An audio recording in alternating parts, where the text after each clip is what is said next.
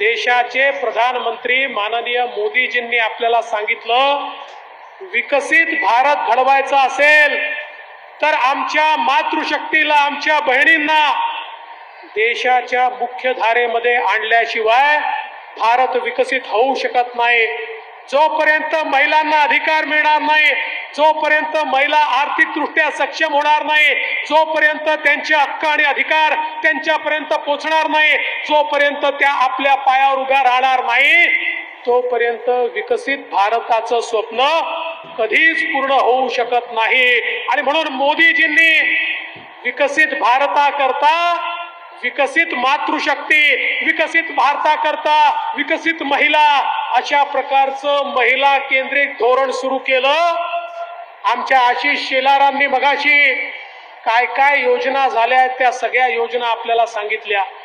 हळूहळू महिलांच्या जीवनामध्ये परिवर्तन होत आहे आणि सगळ्यात महत्त्वाचा निर्णय तर आगे आगे देखो होता है क्या वाला निर्णय आहे, ज्याच्यामध्ये मोदीजींनी सांगितलंय आता पुढच्या काळात 2027 नंतर जेवढ्या निवडणुका होणार आहेत, विधानसभेमध्ये आणि लोकसभेमध्ये आता महिला प्रतिनिधी त्या ठिकाणी निवडून जाणार आहेत। महाराष्ट्राच्या विधानसभेमध्ये 100 महिला आपल्याला पाहायला मिळतील आणि त्याच्यापेक्षा दुप्पट महिला देशाच्या लोकसभा आपल्याला पाहायला मिळतील।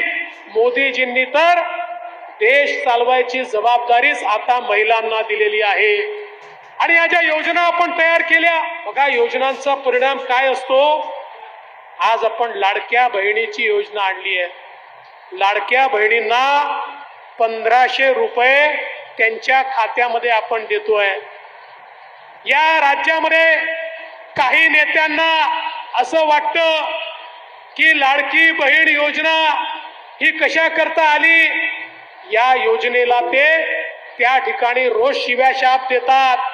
या योजनेच्या विरुद्ध हे लोक कोर्टामध्येही गेले, कोर्टाने फटकारल्यानंतर योजना कशी डिरेल होईल असा प्रयत्न केला, मग सांगितलं योजना बंद होईल।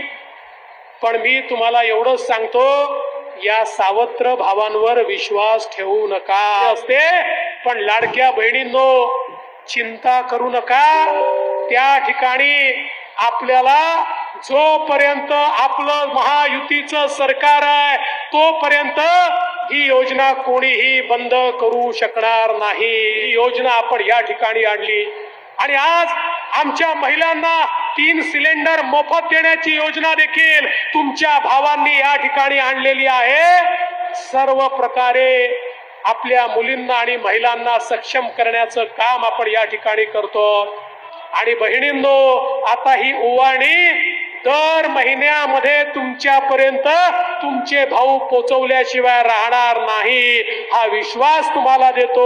तुमचं कवच मला मिळालंय, बहिणींचं कवच मला मिळालेलं आहे। आता हे कवच घेऊन पुन्हा एकदा मैदानात जातो आणि तुमच्या करता संघर्ष करून पुन्हा तुमच्या करता वेगवेगळ्या योजना घेऊन येतो। एवढंच या प्रसंगी बोलतो आणि माझं बोलणं संपवतो। धन्यवाद।